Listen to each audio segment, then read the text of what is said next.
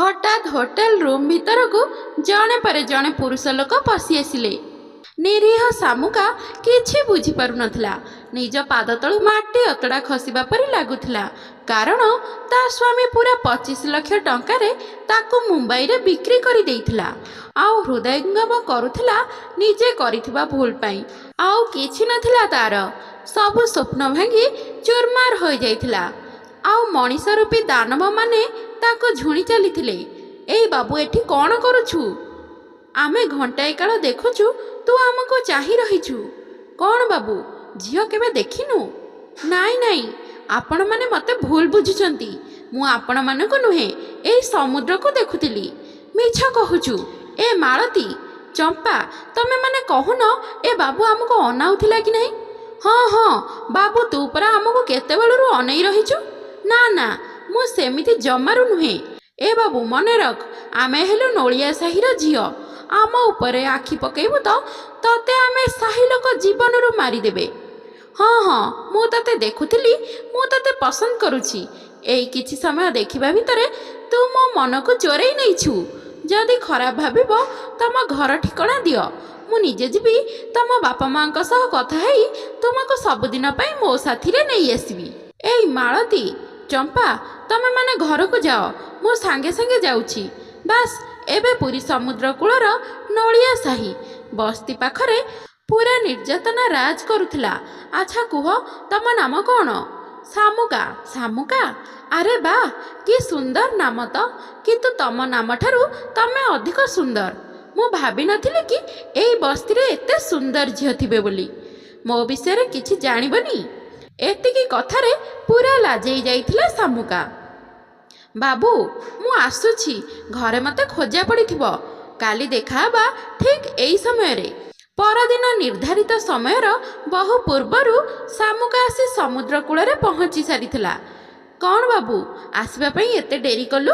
नाई मो, निद को आउ किए चोरी करी नेइछि तो। भोर भोर निद लागी गला, सेइथि पई आसु आसु टिके डेरी होई गला। हौ छाड़ से कथा, मो विषय रे कहि दउछि। मु विक्रम चौधरी व्यवसाय रे काम करे। पुरी आसीथिली, गला काले काम सरी जाइथिला, किंतु तते देखिबा परे जीवा पई आउ इच्छा हलानी।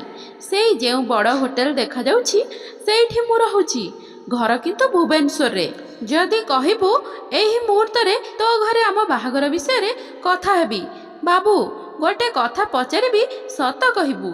हाँ पचार। तू तो बड़ लोक, आम परी देखा जाउछु।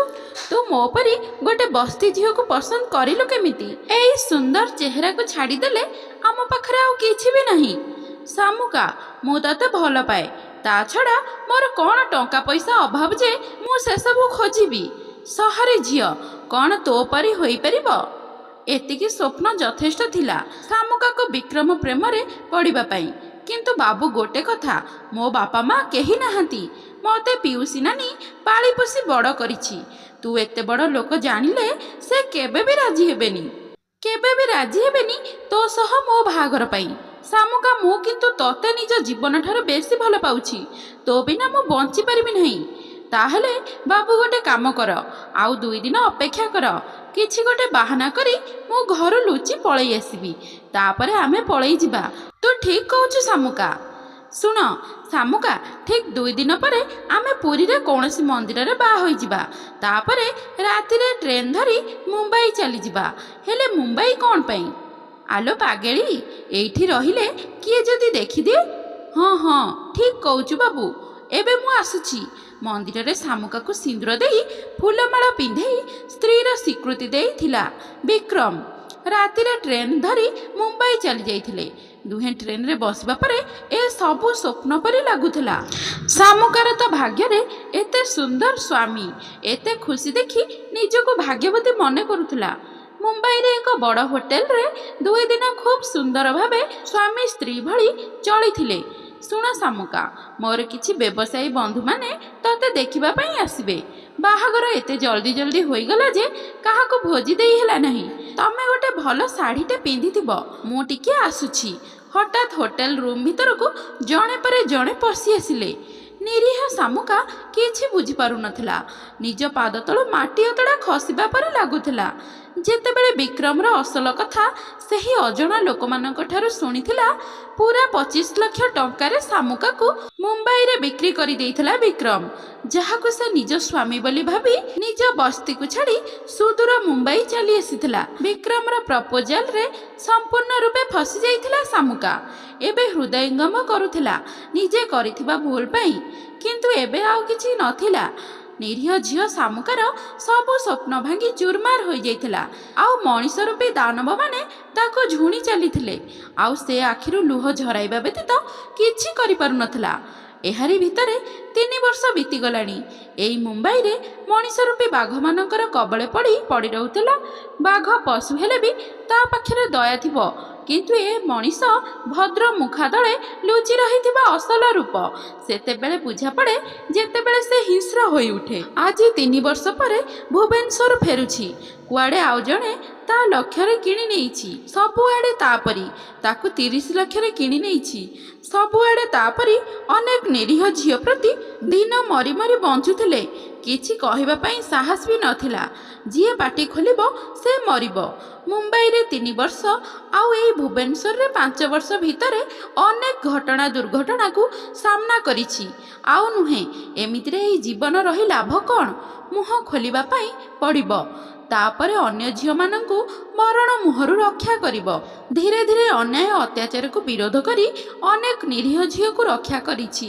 ନିଜର ଏକ ବିଶାଳ ସାମ୍ରାଜ୍ୟ ପ୍ରତିଷ୍ଠା କରିଛି, ଯାହା ସମାଜର ଅନେକ ବିକାଶମୂଳକ କାମ କରି ଅନେକ ପ୍ରଶଂସା ସାଉଁଟୁଛି। ବିଶେଷ କରି ଝିଅମାନଙ୍କ ଉପରେ ହେଉଥିବା ଅତ୍ୟାଚାର ବିରୋଧରେ ସ୍ୱର ଉତ୍ତୋଳନ କରିଛି।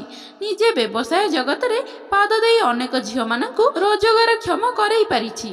ପାଇଛି ଅନେକ ଟଙ୍କା, ଅନେକ ପ୍ରଶଂସା ଆଉ ପୁରସ୍କାର। ବିଭିନ୍ନ ସମ୍ବାଦପତ୍ର, ଟିଭି ଚ୍ୟାନେଲରେ ଜଣେ ଜଣାଶୁଣା ନାମ ଆଉ ପରିଚିତ ଚେହେରା। ଦିନେ ହଠାତ୍ ସିକ୍ୟୁରିଟି ଗାର୍ଡ ସହ କାହାର ଝଗଡ଼ା ଶୁଣି ଘରୁ ବାହାରି ଆସିଲା ଶାମୁକା। କ'ଣ ହେଉଛି ସେଠି? ଏତେ ପାଟି କ'ଣ ପାଇଁ? ମ୍ୟାଡାମ, ଜଣେ ଲୋକ ଆପଣଙ୍କୁ ଦେଖା କରିବା ପାଇଁ ଚାହୁଁଛନ୍ତି। ମୁଁ ମନା କହିଲି ଏଇ ସମୟରେ ମ୍ୟାଡାମ କାହାକୁ ଦେଖା କରନ୍ତି ନାହିଁ, ପରେ ଆସନ୍ତୁ।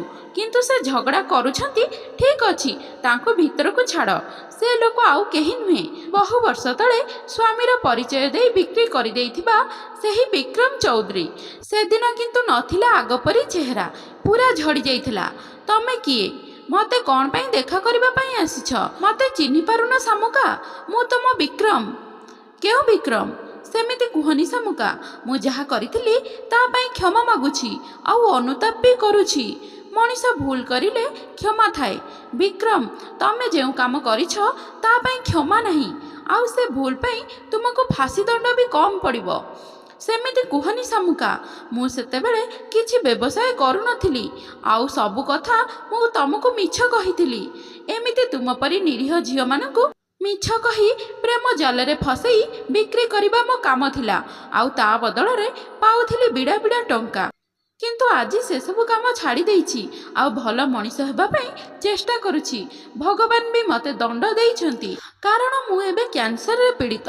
କେତେବେଳେ କେଉଁ କଥା, କିନ୍ତୁ ମୋର ବଞ୍ଚିବା ପାଇଁ ବହୁତ ଇଚ୍ଛା, ଆଉ ତୁମ ସହ ମିଶି ରହିବା ପାଇଁ ମୋର ଶେଷ ଇଚ୍ଛା। ମୁଁ ଥରେ ଭୁଲ କରିସାରିଛି, ଆଉ କେବେ ବି ସେ ଭୁଲ କରିବି ନାହିଁ। ତମେ ଯେଉଁ ଶାମୁକା ଶାମୁକା କହୁଛ, ସେ ଶାମୁକା କେବେଠାରୁ ମରିସାରିଛି। ମୁଁ ଏବେ ମୁକ୍ତା ସେହି ଶାମୁକାରୁ। ସୃଷ୍ଟି, ଯାହାର ମୂଲ୍ୟ ବହୁତ ଅଧିକ, ହୁଏତ ତୁମ ପାଖରେ ଏବେ ଆକଳନ କରିବା କଷ୍ଟକର। ତୁମେ ବହୁତ ଭାଗ୍ୟବାନ ବିକ୍ରମ, କାରଣ ତୁମେ ଆଜି ପର୍ଯ୍ୟନ୍ତ ବାହାରେ ନିର୍ଭୟରେ ବୁଲି ପାରୁଛ। ନହେଲେ ଏତେବେଳକୁ ଜେଲର ଚାରିକାନ୍ଥ ଭିତରେ ନିଜକୁ ପାଇଥାନ୍ତ। ଆଉ ଜାଣିଛ, ଏବେ ବି ମୁଁ ଇଚ୍ଛା କରିଲେ ତୁମକୁ ଜେଲକୁ ପଠାଇ ପାରିବି, କିନ୍ତୁ ନା, ମୁଁ ତମ ସହିତ ଏମିତି କରିବିନି। ଆଉ ହଁ, ତମକୁ ଧନ୍ୟବାଦ ଦେଉଛି, କାରଣ ଆଜି ଯାହା ବି ପାଇଛି, ଯାହା ବି କରୁଛି, ସେସବୁ ତୁମ ପାଇଁ। କିଛି ପାଇବା ପାଇଁ ହେଲେ କିଛି ହରାଇବା ପାଇଁ ପଡ଼େ, କିନ୍ତୁ ମୁଁ ପାଇଛି କମ୍, ହରାଇଛି ବହୁତ କିଛି। ଆଜି ମୋ ପାଖରେ ବହୁତ ଟଙ୍କା ଅଛି, କିନ୍ତୁ ଏଇ ଟଙ୍କା ପଇସାରେ କ'ଣ ବିଶ୍ୱାସ ଆଉ ଭଲ ପାଇବା କିଣି ହୁଏ? ଏବେ ମୁଁ ମୋ ଦୁନିଆରେ ଖୁସିରେ ଅଛି, ଆଉ ମୋର ଅନେକ କାମ ଅଛି। ଏବେ ତୁମେ ଆସିପାର। ଶାମୁକା, ଶାମୁକା। ଗଲାବେଳେ କିନ୍ତୁ ସେଇ ଗୋଟିଏ କଥା ବାରମ୍ବାର ପ୍ରତିଧ୍ୱନି ହୋଇ କାନ ପାଖରେ ଶୁଭୁଥିଲା। ସେ ଶାମୁକା କେବେଠାରୁ ମରିସାରିଛି। ସେଇ ଶାମୁକାରୁ ଏଇ ମୁକ୍ତାର ସୃଷ୍ଟି, ଯାହାର ମୂଲ୍ୟ ବହୁତ ବେଶୀ। ସମାପ୍ତ। ତ ତ ଶ୍ରୋତା ବନ୍ଧୁମାନେ ଆଶା କରୁଛି ଆଜିର ଏହି କାହାଣୀଟି ଆପଣମାନଙ୍କୁ ନିଶ୍ଚିନ୍ତ ପସନ୍ଦ ଆସିଥିବ। ଆଉ ଯଦି ପସନ୍ଦ ଆସିଛି ଭିଡ଼ିଓଟିକୁ ଲାଇକ୍ ସେୟାର ଆଉ ଚ୍ୟାନେଲକୁ ସବସ୍କ୍ରାଇବ୍ କରିବାକୁ ବିଲକୁଲ ବି ଭୁଲନ୍ତୁନି। ତେଣୁ ଆଜି ପାଇଁ ରହୁଛି ବାଏ। ପୁଣି ଦେଖା ହେବ ଆଉ ଏକ ସୁନ୍ଦର କାହାଣୀ ସହିତ ଆଉ ଏକ ନୂଆ ଭିଡ଼ିଓରେ। ଧନ୍ୟବାଦ।